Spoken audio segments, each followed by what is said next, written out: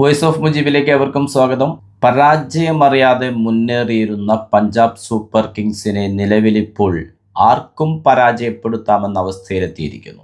അതിരുകടന്ന ആത്മവിശ്വാസം കൊണ്ടോ അതോ കാലിടറിയതോ കണ്ണു തട്ടിയതോ പഞ്ചാബ് സൂപ്പർ കിങ്സിന് തുടരെ 3 പരാജയങ്ങളാണ് ഇപ്പോൾ ഏറ്റുവാങ്ങേണ്ടി വന്നിരിക്കുന്നത്. 7 മത്സരങ്ങളിൽ നിന്ന് 13 പോയിന്റുമായി 1-ാം സ്ഥാനത്തുണ്ടായിരുന്ന പഞ്ചാബ് സൂപ്പർ കിങ്സിനെ ഇന്നത്തെ മത്സരത്തിൽ 33 റൺസിന് പരാജയപ്പെടുത്തിക്കൊണ്ട് സൺറൈസേഴ്സ് ഹൈദരാബാദ് 14 പോയിന്റോടെ 1-ാം സ്ഥാനം പിടിക്കുന്നു. പഞ്ചാബ് സൂപ്പർ കിങ്സ് തോറ്റു തുടങ്ങിയത് രാജസ്ഥാൻ റോയൽസുമായിട്ടായിരുന്നു. 6 വിക്കറ്റിന്റെ പരാജയമാണ് രാജസ്ഥാനെതിരെ ഏറ്റുവാങ്ങിയത്. പിന്നീട് ഗുജറാത്ത് ടൈറ്റാൻസുമായി 4 വിക്കറ്റിന്റെ പരാജയം ഏറ്റുവാങ്ങി. ഇപ്പോഴിതാ ഹൈദരാബാദുമായി 33 റൺസിന്റെ പരാജയം. ഇന്ന് ടോസ് ലഭിച്ച പഞ്ചാബ് സൂപ്പർ കിങ്സ് ഹൈദരാബാദിനെ അവരുടെ സ്വന്തം കാണികൾക്ക് മുന്നിലേക്ക് ബാറ്റിംഗിന് അയച്ചപ്പോൾ അഭിഷേക് ശർമ്മയും ട്രേവിസ് ഹെഡും ഒരു മിന്നൽ തുടക്കമാണ് പതിവ് പോലെ ഹൈദരാബാദിന് നൽകിയത്. 13 പന്തുകളിൽ നിന്ന് 4 സിക്സും 2 ഫോറും അടക്കം അഭിഷേക് ശർമ്മ നേടിയത് 35 റൺസാണ്.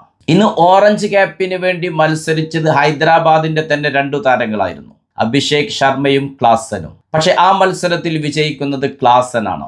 4 സിക്സും 3 ഫോറും അടക്കം ക്ലാസൻ എന്ന് നേടിയത് 69 റൺസാണ്. 494 റൺസോടെ 1-ാം സ്ഥാനത്ത് ക്ലാസനും 475 റൺസോടെ 2-ാം സ്ഥാനത്ത് അഭിഷേക് ശർമ്മയും തുടരുന്നു. ആദ്യമായി ക്ലാസനിലേക്ക് ഓറഞ്ച് ക്യാപ്പ് എത്തിയ ദിവസമായിരുന്നു ഇന്ന്. 4 സിക്സുകളും 2 ഫോറും അടക്കം 32 പന്തിൽ 55 റൺസ് എടുത്താണ് ഇന്ന് ഇഷാൻ കിഷൻ പുറത്തായത്.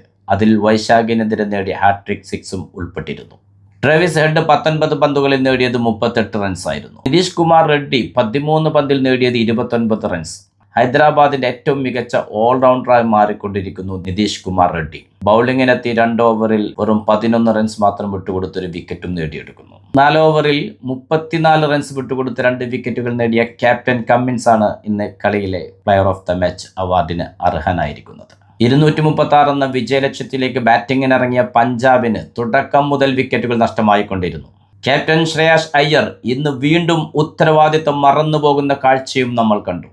എന്നാൽ ഈ കൂട്ടത്തകർച്ചയ്ക്കിടയിലും ഒറ്റയാനായി പൊരുതിയ ഒരാളുണ്ട്, ഓസ്ട്രേലിയയുടെ 22-കാരനായ കൂപ്പർ കൊണോളി. കൂപ്പർ കൊണോളി ഇന്ന് സൂപ്പർ താരമായ മത്സരമായിരുന്നു. 59 പന്തുകളിൽ നിന്ന് 8 സിക്സുകളും 7 ഫോറുകളും അടക്കം 107 റൺസോടെ കൂപ്പർ കൊണോളി പുറത്താകാതെ നിന്നു. ഇന്നത്തെ കൂപ്പർ കൊണോളിയുടെ ആ ഒരു പോരാട്ടം തന്നെയാണ് ഒരു വൻ പരാജയത്തിൽ നിന്ന് പഞ്ചാബിനെ രക്ഷിച്ചത്. പ്ലേ ഓഫ് ആദ്യം ഉറപ്പിക്കാൻ പോകുന്ന ടീം പഞ്ചാബ് എന്നായിരുന്നു എല്ലാവരും വിലയിരുത്തിയത്. എന്നാൽ അവിടെ തെറ്റുപറ്റുകയാണ്. പഞ്ചാബിന് അവസാനം കളിച്ച 3 മത്സരങ്ങളിലും പരാജയം ഏറ്റുവാങ്ങേണ്ടി വന്ന് 2-ാം സ്ഥാനത്തേക്ക് ഇറങ്ങുന്നു. ഇനി ആരെല്ലാം പഞ്ചാബിനെ മറികടന്നുകൊണ്ട് മുകളിലേക്ക് കയറുമെന്നത് ബാക്കിയുള്ള മത്സരങ്ങളുടെ ഫലങ്ങൾ കാത്തിരുന്ന് കാണേണ്ടതാണ്. പുതിയ ക്രിക്കറ്റ് വിശേഷങ്ങളുമായി നിങ്ങളിലേക്ക് വീണ്ടും എത്തും നിങ്ങളുടെ സ്വന്തം വോയിസ് ഓഫ് മുജീബ്. ചാനൽ ആദ്യമായി കാണുന്നവർ സബ്സ്ക്രൈബ് ചെയ്യുക, ലൈക്ക് ചെയ്യുക, നിങ്ങളുടെ അഭിപ്രായങ്ങൾ കമൻ്റായി രേഖപ്പെടുത്തുക.